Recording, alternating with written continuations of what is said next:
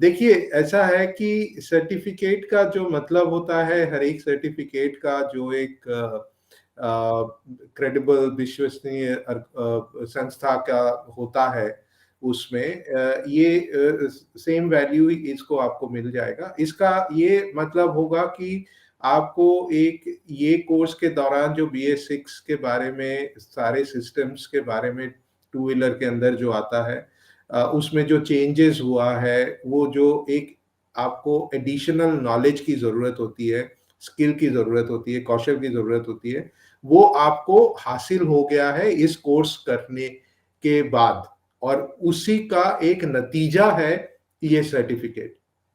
अब आप कहेंगे कि ये डिग्री है, डिप्लोमा है, फलाना है। अब देखिए, ये जो हम प्रोफ़ेशनली सर्टिफ़िकेशन की बात करते हैं, हम भी जो ऑफ़िस में बैठ के काम करते हैं, हम भी जैसे हमारे माइक्रोसॉफ्ट के नए-नए एप्लीकेशंस आता है कंप्यूटर में, उसका भी सर्टिफ़िकेशन हम लोग इसलिए करते हैं, ताकि दूसरे को हम समझा सकते हैं कि ये जानकारी मुझे मालूम है। आज की डेट में आपके पास अगर ये सर्टिफ़िकेट आपके वर्कशॉप में होगा, तो आपके जो ग्राहक आएँगे आपके पास, उसको एक भरोसा होगा कि नहीं, आपने कुछ सीखा है इसके बारे में।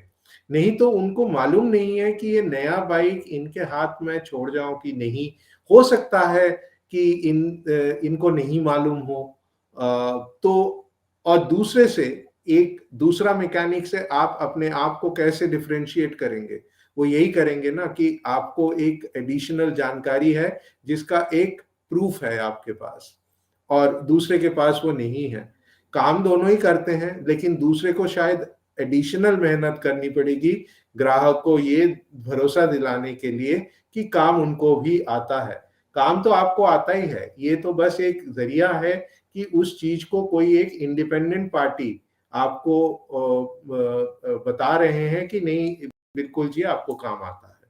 तो ये इसलिए इसका वैल्यू है, और मुझे लगता है कि हमेशा कोई कोर्स करने का एक जो एडवांटेज होता है, वो ये होता है कि एक सीमाबद्ध तरीके से, एक स्ट्रक्चर्ड तरीके से आप चीज़ को सीख सकते हैं, जो सीख आपको हमेशा याद रहेगा। नहीं तो कभी एक बार कुछ कर लिया, कभी एक बार कुछ कर लिया, कभी चल गया, कभी नहीं चला।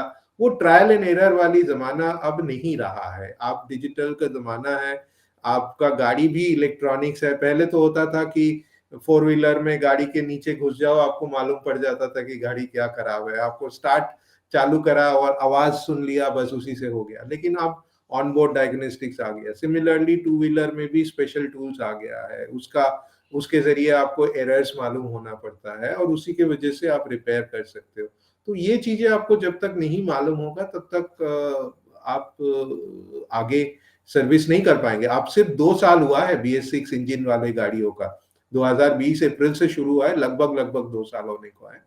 तो धीरे-धीरे इसका जो पॉपुलेशन में जो शेयर होगा BS6 गाड़ियों का, वो बढ़ता ही जाएगा। तो आपके पास तो कोई ऑप्शन है ही नहीं इस चीज़ को ना सीखने का। तो आप सीख ही रहे हैं, बट ये है कि ये कोर्स आपको एक उसमें मदद कर रहा है साथ में, कि एक ही जगह पे फ़ोकस तरीके से 2 सवा 2 घंटे में आप ये प्रोग्राम कर सकते हैं। इकट्ठा करें या बारी-बारी में करें, हफ्ते भर में करें, महीने भर में करें, बार-बार देखें। ये सब भी आपका डिजिटल एक एडवांटेज है। आपको तो ये प्रोग्राम एक बार करने के बाद ये गायब नहीं हो जाएगा, आपके पास एक्सेस रहेगा ही।